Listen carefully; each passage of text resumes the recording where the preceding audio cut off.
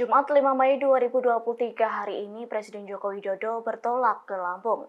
Saat ditanya awak media, Jokowi mengaku akan membuktikan langsung soal viralnya jalanan di Lampung yang rusak parah. Presiden Joko Widodo juga menegaskan bahwa pihaknya sudah mengumpulkan data jalan yang rusak parah di kabupaten atau kota hingga provinsi. Orang nomor satu di Indonesia itu juga menyoroti anggaran di daerah yang masih sedikit dialokasikan untuk infrastruktur. Padahal sedianya perbaikan jalan merupakan hal penting di suatu daerah. Agenda Jokowi ke Lampung diketahui buntut viralnya seorang TikTokers yang mengkritik Gubernur Lampung tak becus bekerja. Hal ini lantaran banyak jalanan di Lampung rusak parah dan tak pernah sekalipun ada perbaikan.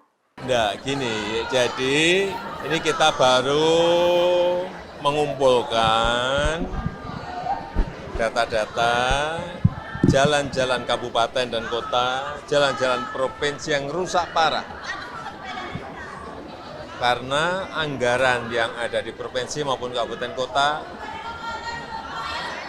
tidak banyak diarahkan kepada pembangunan infrastruktur. Dan itu hal yang sangat penting sekali.